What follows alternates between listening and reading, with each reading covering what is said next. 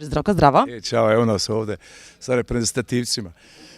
Super, želim im sve najbolje, teška je grupa, ali na neki način ovo su momci iskusni, sjajni igrači koji igraju po svijetu i tako da nadam se da želim im sreću, ali dvije jake utakmice ako ovo proguraju, veliki su kandidati za plasman.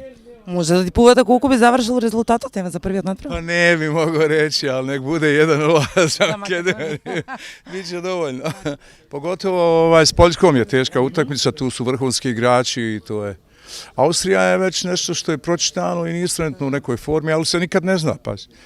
Tako da, ali Poljska je na neki način reprezentacija koja može da odigra dobro sa i mnogo jačim reprezentacijama nego što su oni. Tako da svima treba baš maksimum napora, ali Angelovski to zna. Vrата малко назад во детството, сонуваше ли ти да бидеш некој славен фудбалер? Ja sam dobar bio golman, branio sam juniorima želje. Kasnije, pošto sam malo se bavio atletikom, poslije lakom trčanjem na 100 metara i skoku dalj.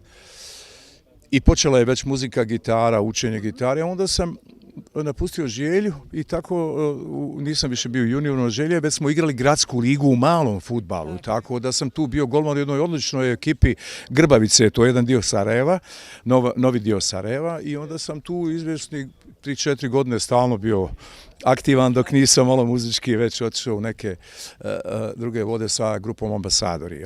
Tako da je uvijek fudbal moja ljubav ostala, pogotovo taj golmanski dio sa tim refleksima. Pratio sam čuvene golmane uvijek i u bivšoj Jugoslaviji danas. U svijetu... Ko je vaš omiljen golman? Pa onda je bio Enver Marić iz Veleža koji je bio onako pantera. Drug mi je bio Čobo Janjuš, ne sjećaš, ti si mala. On je branio u Željezničaru, a ja sam istovremeno tada isto bio kao s njim u toj ekipi Želje. Ali fantastičnih golmana ima danas u svijetu. Danas je to jedno ozbiljno mjesto reprezentacija. Ako imaš slabog golmana, ima jedna divna priča koju pričaju, a to je svi znamo šta će ti igrači uraditi, ali ne znamo šta će golman uraditi. Može nekada pusti gol, može nešto da se desi što je nepredviđeno i ti izgubiš utakmicu. A sve pripremljeni igrači igraju fenomenalno, a golman jednostavno kiksa jednom ili dva puta i ti si gotov. Dakle, golman je jedno vrlo, vrlo odgovorno mjesto. Koga najava Zdravko Čolić po fudbalu?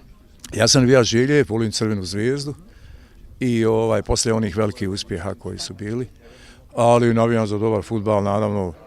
Igrao sam i u Hajduku malo kao veteran, to je bilo. Volim Hajduk također, Vardar, to je stara priča.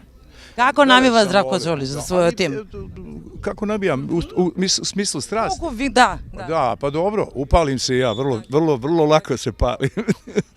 Tako da, ali dobro, nabijam uvijek za dobar fudbal, to je najvažnije. I sad, recimo, kad gledamo ove šampionske ove utakmice koje su u Ligi šampiona, na neki način uvijek navijaš, evo recimo, krenem da navijam za Arsenal, onda vidim da je Chelsea bolji, pa na kraju čestitamo Chelsea, recimo sad u kupu UEFA.